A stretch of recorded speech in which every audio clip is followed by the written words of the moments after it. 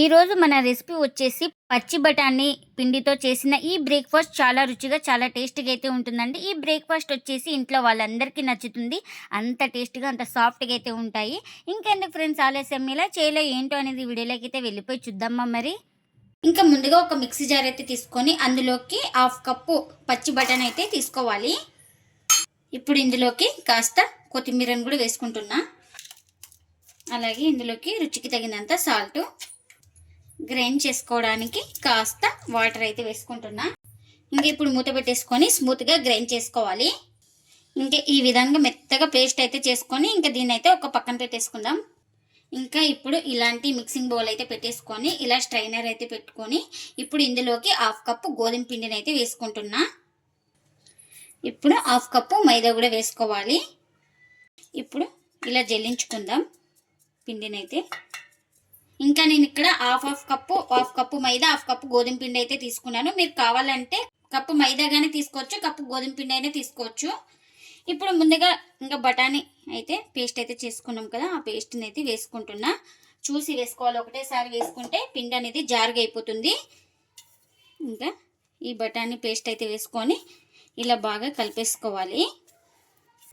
ఇంకా నాకు ఇక్కడ మొత్తం అయితే వేసుకున్నాను, గ్రైండ్ చేసుకున్న పేస్ట్ మొత్తాన్ని. ఇంకా మొత్తం ఇలా బాగా కలిపేసుకోవాలి, బాగా ప్రెస్ చేసుకుంటూ బాగా చపాతీ పిండిలాగా సాఫ్ట్గా వచ్చే వరకు అయితే పిండిని అయితే బాగా కలిపేసుకోవాలి. ఇంకా ఇలా సాఫ్ట్గా బాగా పిండిని అయితే తడుపుకున్న తర్వాత ఇప్పుడు ఒక స్పూన్ ఆయిల్ కూడా వేసుకుంటున్నా. ఇంకా ఈ ఆయిల్ కూడా వేసుకొని మొత్తం పిండికి అయితే ఇలా అప్లై చేసుకోవాలి. నేను ఇక్కడ చూపిస్తున్నాను కదా, ఇంత సాఫ్ట్గా అయితే ఉండాలి మనకు పిండి అనేది. ఇంకా ఇలా అంతా బాగా కలిపేసుకున్న తర్వాత ఇంకా ప్లేట్ అయితే పెట్టేసుకొని ఒక 10 నిమిషాలు పక్కన పెట్టేసుకుంటే మనకు పిండి అనేది బాగా నానుతుంది. ఇంకా ముందుగా ఒక చిన్న బౌల్ అయితే తీసుకొని అందులోకి ఒక స్పూన్ మైదా అయితే వేసుకున్నాను.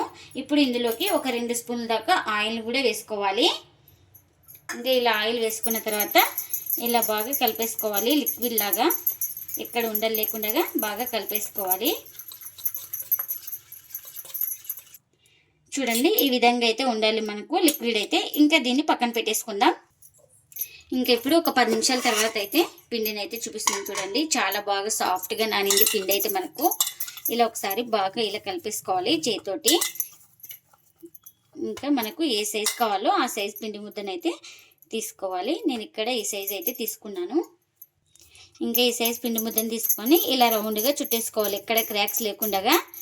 ఇలా ఈ విధంగా ఇలా చుట్టేసుకున్న దాన్ని ఒక ప్లేట్లోకి అయితే తీసుకుంటున్నా. ఇంకా నేను తీసుకున్న క్వాంటిటీకి అయితే నాకు ఇక్కడ 4 అయితే అయినాయి. ఇంకా మనం ఏదాని మీద రుద్దుకుంటున్నామో దానికి కొంచెం ఇలా ఆయిల్ అయితే అప్లై చేసుకోవాలి. ఇంకా ఇప్పుడు ఒక పిండి ముద్దను తీసుకొని ఇలా లైట్గా ప్రెస్ చేసుకోవాలి. ఇంకా ఇప్పుడు ఈ కర్రకు కూడా కొంచెం ఆయిల్ అయితే అప్లై చేసుకొని ఇలా రుద్దుకోవాలి.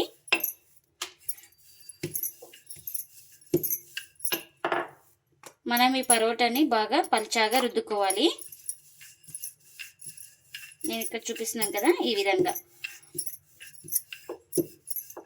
ఇంకా ఇలా రుద్దుకున్న తర్వాత ఇంకా ముందుగానే ఈ లిక్విడ్ అయితే ప్రిపేర్ చేసుకున్నాం కదా, ఈ లిక్విడ్ అయితే కాస్త వేసుకొని ఇంకా మొత్తం ఇలా స్ప్రెడ్ చేసుకోవాలి.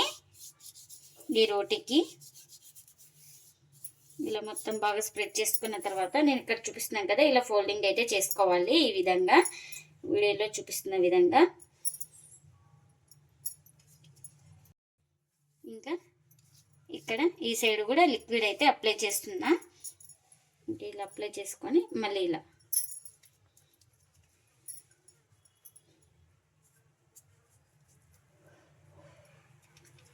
ఇంకా ఈ సైడ్ కూడా అప్లై చేసుకోవాలి.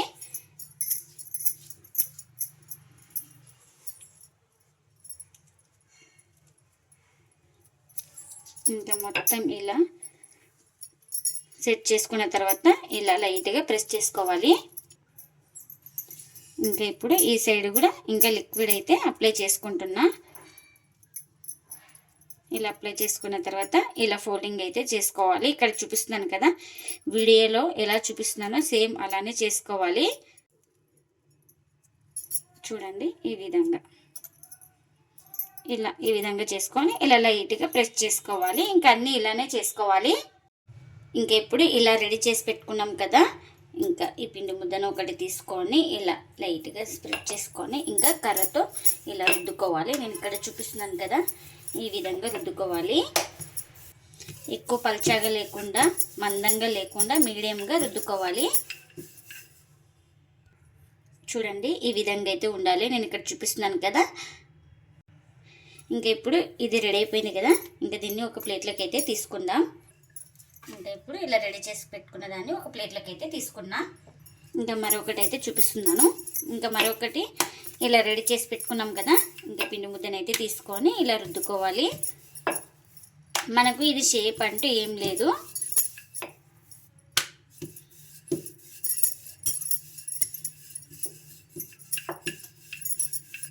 ఇంకా ఎన్ని అయితే అన్నీ ఇలానే రుద్దుకోవాలి. ఇంకా కాల్చుకోవడానికి పెన్నెం కూడా పెట్టేసుకున్నాను. పెన్నెం కూడా హీట్ అయింది. ఇంకా ఒక పరోటాను అయితే వేసుకుంటున్నా. ఇంకా ఇలా ఒక సైడ్ కాలిన తర్వాత మరోవైపు అయితే ఇలా టర్న్ చేసుకోవాలి. ఇంకా నేను ఇక్కడ ఆయిల్ అయితే అప్లై చేసుకుంటున్నాను. ఇలా మొత్తం మీరు ఆయిల్ ప్లేస్లో బటర్ కానీ గీ కానీ ఏదైనా అప్లై చేసుకోవచ్చు. చాలా టేస్ట్గా అయితే ఉంటుంది. ఇంకా ఈ సైడ్ కూడా ఆయిల్ అయితే అప్లై చేసుకుంటున్నా. ఇంకా రెండు వైపులా అప్లై చేసుకోవాలి. ఇంకా ఇలా బాగా ప్రెస్ చేసుకుంటూ బాగా కాల్చుకోవాలి. అప్పుడే మనకు బాగా ఈక్వల్గా కాలుతుంది. ఇంకా మంటను అడ్జస్ట్ చేసుకుంటూ మీడియం టు లో ఫ్లేమ్లోనే కాల్చుకోవాలి. ఈ పరోటాలను అయితే హై ఫ్లేమ్లో పెడితే పైన కాలినట్టు లోపల పిండి అయితే ఉంటుంది. ఇంకా అందుకని మంటను అడ్జస్ట్ చేసుకుంటూ కాల్చుకోవాలి. ఇంకా ఇదైతే రెడీ అయిపోయిందండి. ఇంకా దీన్ని ప్లేట్లోకి అయితే తీసుకుంటున్నా. ఇంకా ఇప్పుడు మరొకటి అయితే వేస్తున్నాను. ఇంకా ఒక సైడ్ కాలిన తర్వాత మరోవైపు అయితే టర్న్ చేసుకోవాలి. ఇంకా ఇలా ఒక సైడ్ కాలిన తర్వాత ఇలా టర్న్ చేసుకొని ఆయిల్ అయితే అప్లై చేసుకోవాలి.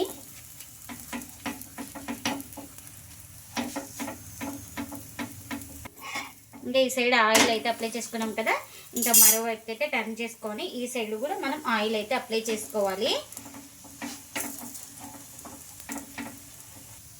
ఇంకా ఇది కూడా రెడీ అయిపోయిందండి. ఇంకా అన్నీ ఇలానే చేసుకోవాలి. ఎంతో టేస్టీగా ఉండే పచ్చి బఠానీతో పరోటాలు అయితే రెడీ అయిపోయినాయండి. ఇంకా ప్లేట్లకి అయితే సర్వ్ చేస్తున్నా. ఈ పరోటాలు చాలా రుచిగా చాలా టేస్టీగా అయితే ఉంటాయండి. చాలా సాఫ్ట్గా కూడా ఉంటాయి. అంత టేస్టీగా అయితే ఉంటాయండి. ఈ పరోటాలు వచ్చేసి ఇంట్లో వాళ్ళందరికీ నచ్చుతాయి. అంత బాగుంటాయి మనకు. ఇంకా ఇందులోకి నాన్ వెజ్ కానీ వెజ్ కానీ ఏదైనా బాగుంటుందండి. ఇంకా నేను ఇక్కడ అనపకాయ వంకాయ కర్రీ అయితే చేసుకున్నాను. ఇంకా దాన్నే సర్వ్ చేస్తున్నా. మీకు చూపిస్తాను చూడండి. బాగా ఇలా పొరలు పొరలుగా వచ్చేస్తుంది. పరోటాలు అయితే మనకు చూడండి ఎక్కడ పిండి అయితే లేదు. చాలా బాగుంటాయండి. అంత సాఫ్ట్గా అంత టేస్టీగా అయితే ఉంటాయి. మీరు కూడా తప్పకుండా ఒకసారి ఇలా పచ్చి బఠానీతో పరోటాలు అయితే ట్రై చేసి మీకు ఎలా వచ్చిందో కామెంట్ అయితే చేయండి ఫ్రెండ్స్. ఇదండి ఇవాల్టి వీడియో. ఈ వీడియో కనుక నచ్చితే ప్లీజ్ లైక్ చేయండి, షేర్ చేయండి, కామెంట్ చేయండి. అలాగే లైక్ చేసి సపోర్ట్ చేయండి friends. Thanks for watching. Bye bye.